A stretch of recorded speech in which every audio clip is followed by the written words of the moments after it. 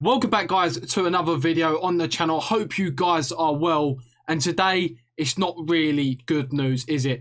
David Moyes has confirmed, ex-WHO employee has confirmed, rumours broke out last night that Michail Antonio is going to be out of action between 4 to 7 weeks. Now, the Athletic sort of give West Ham fans hope when they said that he was actually going to be fit for the West Ham game. For the Liverpool game. Turns out he's going to be injured for the next 4 to 7 weeks with a grade tier 2 hamstring injury. Now, since Antonio has been at West Ham, he has been getting these reoccurring injuries, especially his hamstrings, once or twice a season. That'll put him out of action for a good chunk of time. Not like one or two weeks. I'm talking 4, 5, 6, maybe even 2 months. He had it a couple of seasons back when he was on fire. He gets a hamstring injury, had to have surgery. And if you actually look closely at Michail Antonio, you can see the scar tissue on his skin where he has had surgery in the past on his hamstrings. And I feel like that is kind of because of the player he is. You see a lot of people, a lot of footballers that bulk up, they get really muscly, and then they actually get quite a few injuries relating to muscles. And you see it with Gareth Bale. He was quite frail when he was at Tottenham. He went to Real Madrid, got a lot of muscular injuries. Eden Hazard has the same thing. A lot of hamstring injuries, a lot of calf injuries, and the same we see with Michail Antonio. The kind of player he is, physical, got a lot of muscle mass on his body. He's prone to injury because he essentially has more muscle than he probably should have for a footballer. And the way it goes is that the more muscle you have, the more oxygen the body requires to enable to function. So obviously, Michail Antonio will need more oxygen into his muscles than maybe someone else who plays up front. For example, Dominic Calvert-Lewin. Does that make sense? And we always see that with Michail Antonio. And he's wanting a new contract, Michail Antonio. He wants a new 5-year contract. Right now, despite him doing very good, for West Ham, he's on form, he's being consistent. He does have these injuries in his locker. And for me, he only should get a 2-year deal with maybe an option every single year. Because you've got to remember, guys, he's 30 years of age. And in a couple of seasons' time, when he's 32, 33 years of age, are these injuries going to be even more, more of an occurrence? He's on a big wage packet, probably about 70 or 80 grand a week. West Ham will probably look to give him a new contract, which will probably be in increased wages. So it's going to be very interesting to see how West Ham sort of approaches his contract renewal, because thinking the long term, as I was saying, when he's 33, 34, he wants a 4 or 5 year deal, or when he's 32 years of age, are these injuries going to become a bigger occurrence? So guys, let me know what you think regarding the contract talks and the injury regarding Michail Antonio, because he is such a huge player, and it does mean for the next couple of weeks, whilst the only good thing about this injury is that, yes, he could probably get a bit of a rest. He's going to miss Liverpool. He's going to miss Fulham. And after that, we've got a 2-week international break. So maybe he's not, the worst thing. It could have been, 2 or 3 weeks ago, for example. So he is going to get some rest in time because, he probably wasn't going to be called up for the England national team anyway, even though I think he should actually be called up to the England national team. Does that mean, it does mean that West Ham are going to have to play slightly different in the next couple of weeks, because Sebastien Haller looks like he's going to be coming into the team. Okay, Sebastien Haller does look like he's going to start. Yes, there are still question marks over his ability, how consistent he can be. A big price tag of 45 million. However, he wasn't the one, who was like, yeah, he has nothing to do with the transfer fee. West Ham wanted to pay that amount of transfer fee. And it is going to be very telling next couple of weeks how much we do rely on Michail Antonio. Because Sebastien Haller, despite I think he is probably a better finisher than Antonio, he doesn't offer the same characteristics off the ball. He isn't going to run the channels. He isn't going to work as hard as Michail Antonio. And that is what we desperately will be lacking in the next couple of games without Antonio.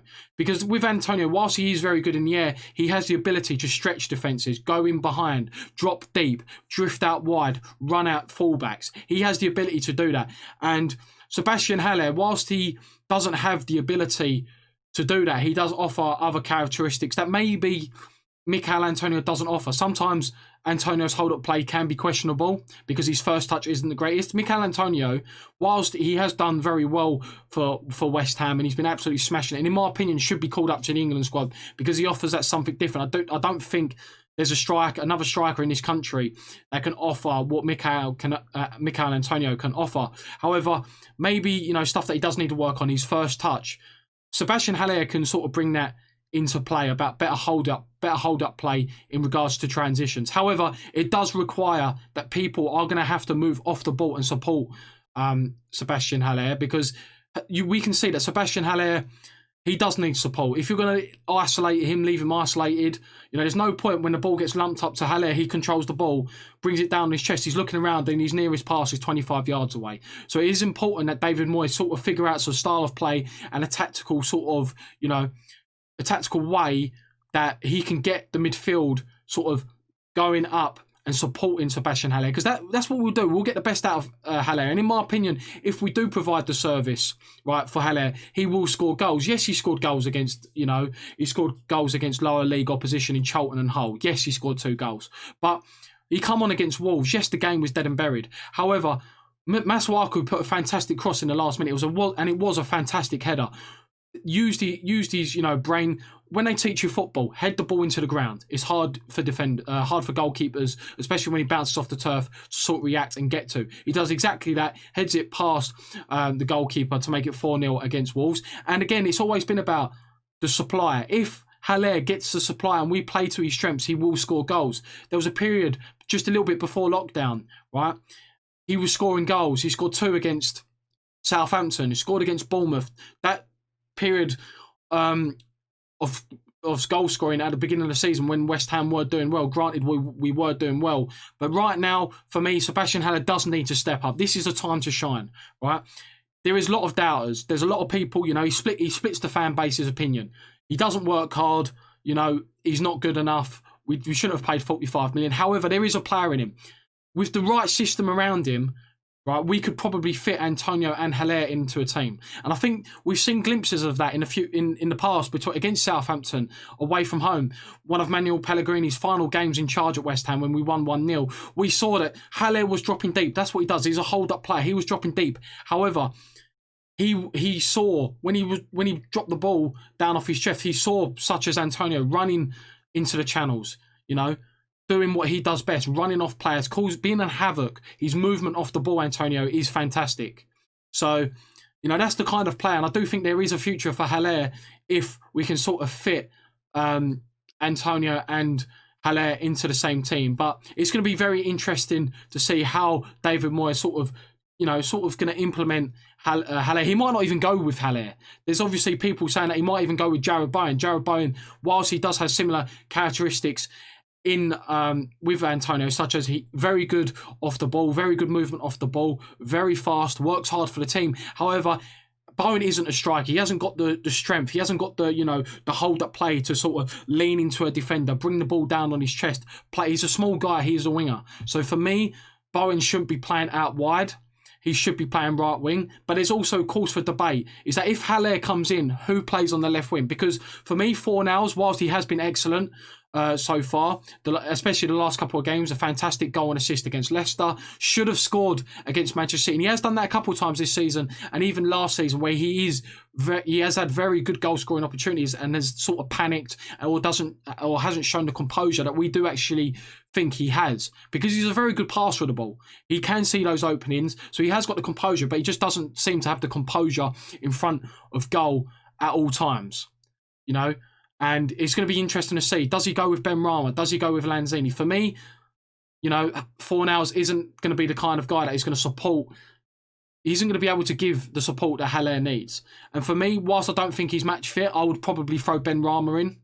I think with the trickery that he possesses, he can cause Trent Alexander-Arnold all sorts of problems. And the thing is, guys, I truly believe we can go against Liverpool and get a result. I know I've gone off a little bit of tangent there. It's almost like a match preview. But I firmly do believe that Haller can cause that Liverpool back four problems. Because the thing is, despite Liverpool being such a good team, and they do utilise the fullbacks very, very well. However, the fullbacks, when they push forward, they knew they had Virgil van Dijk behind them. Virgil van Dijk was a sweeper. If they push forward, Virgil van Dijk and Joe Gomez would come across. They'd cover those areas of the field.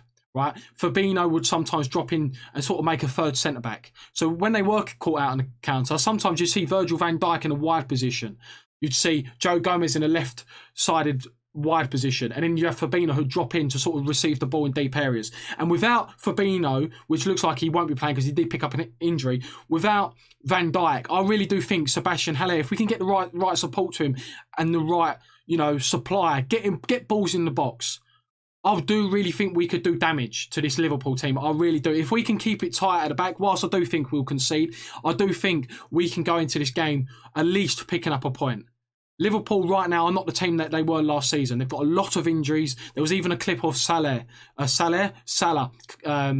the game in the Champions League, walking down the tunnel limping. So they are getting injuries. This ain't the same Liverpool that we saw last season.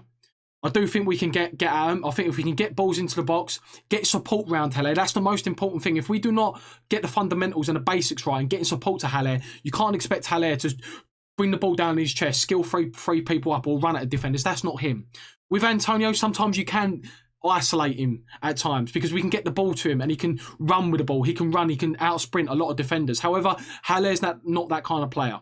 He does need the support getting up to him. So when we do get those transitions, it's important that Soucek goes and supports Haller. It's important that either whoever starts on the wide areas, Bowen, Benrahma, Lanzini, whoever it is, Fornals, it's very important that they go and support that striker and just a general transition. So guys, that is going to be the end of the video. Antonio's out for 4 to 7 weeks. It's Haller's time to prove himself. Yes, he scored goals in the Carabao Cup. Yes, he scored goals in the Premier League when he has been given an opportunity. He's probably going to get a prolonged period of time in the Premier League, not in the Cups. It's his time to shine. It's his time to prove to David Moyes that he can cut it for West Ham. I do think there's a good player in there. He scored goals and he assisted at Frankfurt. There's ability there, and he's shown that at the beginning of last season and in patches before lockdown. He was unfortunate not to start probably post-lockdown. However, because of the form of Antonio, you can't drop Antonio. And the formation we're playing right now with one striker, if you've got to pick the two, you're picking Antonio because he can bring something different whilst Haller can be a little bit limited in the way he plays. Brings the ball down, he can't really run in behind. So guys, that is going to be the end of the video. Get your comments down below. What you think about Antonio's injury, the contract situation. Will this be a regular occurrence in a couple of years' time? He's 30, by the way. He wants a 4-year contract. For me, it's got to be a 2-year contract maximum, then an optional year after that, almost like a rolling contract after that. Because if he's getting a lot of injuries now, and he has got this isn't a freak injury. It isn't a freak injury. These are occurring hamstring injuries for Antonio. So it's going to be interesting to see how they do that. Let me know who you think should start about Haller. It's time for him to shine. I've got confidence in him. Hopefully he can deliver the goods. Guys, make sure you hit the subscribe button on the video for more West Ham videos. Make sure you hit the like button. Okay, we are on that West Ham content grind. Another video will be out post the Liverpool game, post Liverpool match reaction. Whatever the result is, there will be a video. See you then.